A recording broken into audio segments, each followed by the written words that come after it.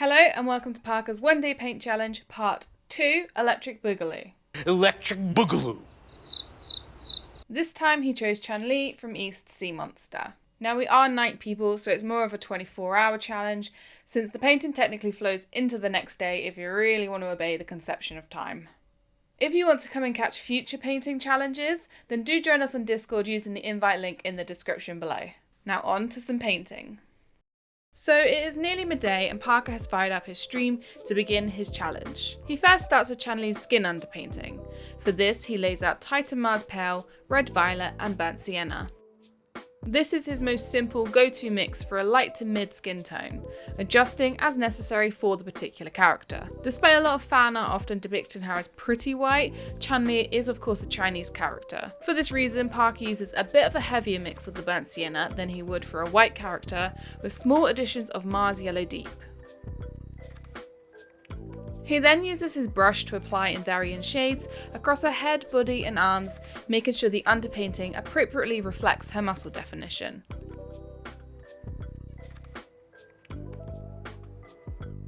As Parker moves on to underpainting her trousers, some of our early risers in the US begin to join us for the day. He first begins by using the Beauty Blender to sponge in the highlight colour. He gets a pretty full coverage using a mixture of blue violet, ultramarine blue and light phthalo blue with a very small amount of Titan buff ready to help adjust the shade. He starts to vary the shade towards more of a pale purple colour to sponge some of the other areas of her trousers. The use of the sponge for this application helps add some texture to the fabric and contributes to the final model looking less flat. He begins to switch between the brush and the sponge and applies a darker shade of the bluey purple mix in the most shadowed areas, like in between her legs. He leaves the upper highlights with the palest of the mix, getting quite close to white. This is in areas where the fabric would be the most stretched, like around her thighs and on her knees. Next up, her top needs underpainting too.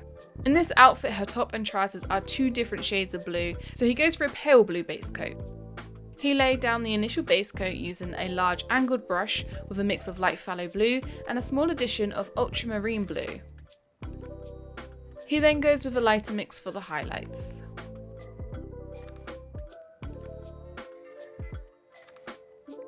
For the top coat of her trousers, Parker gets out his airbrush and mixes ultramarine blue and blue violet.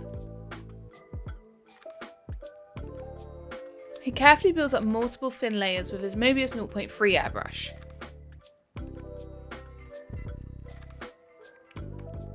As he works on the trousers, some of our other American friends come to join us for the day, which ignited a pluribus discussion. Have you been watching? Pretty weird shit, right? Anyway, with the trousers landing on this dark blue colour, it's time to move on to the top coat for her skin.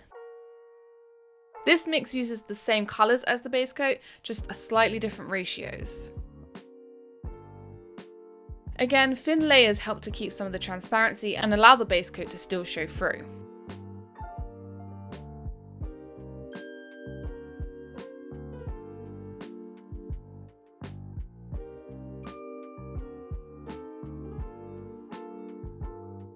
After finishing the top coat, he needs to put some shading onto the skin.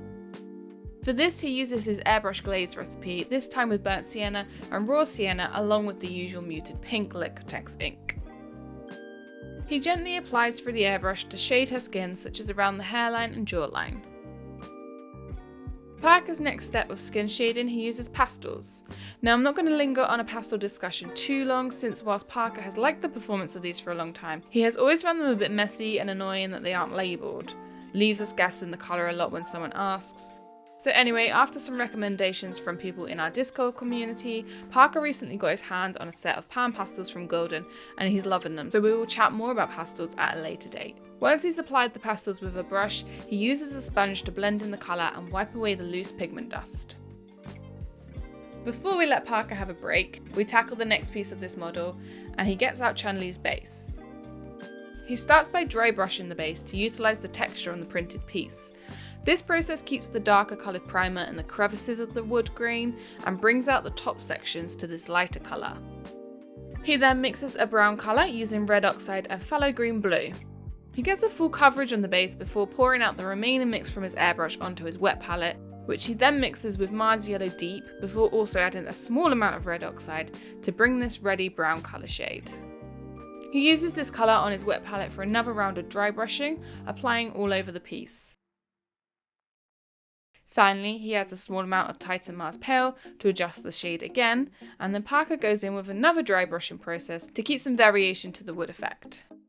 Around 6 PM, Parker takes a dinner break as he's been streaming for nearly 6 hours at this point. However, he is on a timer, so after a quick dinner break, he jumps back online for more streaming. This time he heads onto Twitch. Parker often streams in both places, so do join us on both Discord and Twitch to catch as much live painting as you want. His first step is masking off Chun-Li's skin so that he can finish her top. For this, he uses AK Interactive's masking putty to protect the finished skin underneath. For the top coat of her top, he uses a mix of ultramarine blue and light phthalo blue.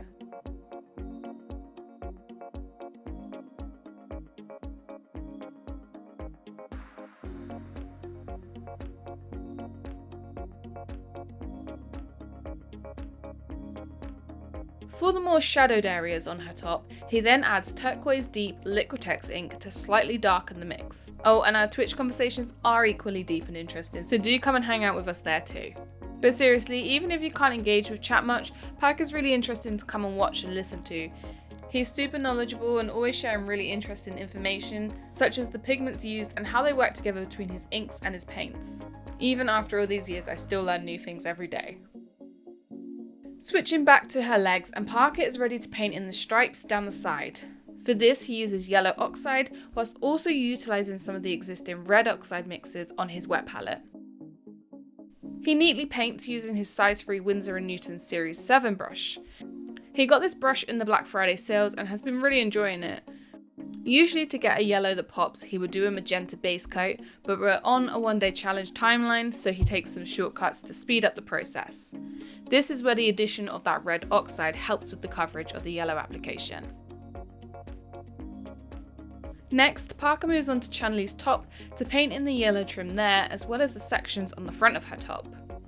Keeping a good point to your brush is important for these sorts of details. Parker recently did a video over on Patreon about brush care, so hop over there if that might be useful for you. It's available to everyone at the supporter tier and higher. Even without the magenta base coat, this yellow oxide is given really great coverage. This is one of the benefits of using highly pigmented artist acrylics like the So Flat range from Golden. I'm working on a video about their paints, so don't forget to subscribe to make sure you catch that in the coming weeks. After he's gone back over for a second coat of the yellow, he moves on to painting Chun-Li's face. You may have noticed that recently he uses his glaze recipe to base coat the eyes these days. However, as we're on a speed paint, he goes back to his old classic of using Goth Skin Dipping Ink from Green Stuff World. This is a great base coat for the eyes, offering a blood vessel type colour as a starting point. It's quite thin, so it runs into the tear ducts and up to where the eyeballs meet the eyelids. He also uses this to base coat the lips, with the addition of muted pink Liquitex ink for her lip colour. Next up, Parker paints in her eyebrows using a mix of red oxide and burnt umber, this time using his size 0 Raphael Kolinsky sable brush. For her eyelashes and eyeliner, Parker uses Payne's Grey. Oh, and another thing we have on Twitch is Dog Cam, so do come by and see our two pups, Eris and Nina. For the base coat of her hair, Parker uses burnt umber with a small bit of phthalo green blue and red oxide mixed in, applying an all-over coverage. Whilst this dries, Parker paints in her hair ribbons using some of the existing yellow mixes on his wet palette from those yellow details painted on earlier.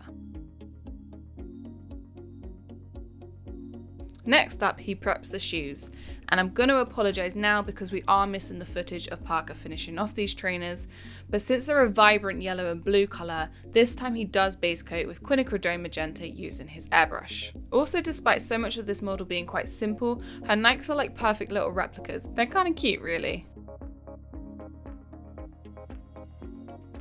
His final part and stream was just to paint in her cuffs using black. After a 3.5 hour Twitch stream, it's time for another small break before powering on for the rest of the night to get the last little bits finished. With a cup of tea and a little snack, Parker grabs his sponge to paint in her hair highlights. For this, the varied browns and yellows on his palette were perfect. Oh, and whilst we're here using the sponge, it might be a good time to announce our new merch release, since one of our designs honours Parker's love of sponge as a painting tool. There's a couple of other designs on screen, but check our description below for all the listings. With her hair done, it's time to finish painting in her facial features. Using titanium white, he paints in the whites of her eyes. For her brown irises, Park uses burnt umber Liquitex ink. The inks are great for eyes as it gives a really nice natural shine. Finally, he paints in her pupil using black Indian ink. And here is the finished model. So he ended up finishing this around 1 AM, but it is still a one-day paint challenge. We just happen to be night owls who don't start their day till around 11 most of the time. Thank you so much for watching. This Chun-Li is actually up for sale since it was a one-day paint challenge. It wasn't a commission. So if you are interested, you can find that in the link below. If you want to catch some of our future challenges, then do join us on Discord or Twitch. Again, links are down below. Finally, a big thank you to all of our patrons on screen. We could not make these videos without your support. Catch you all in the next one.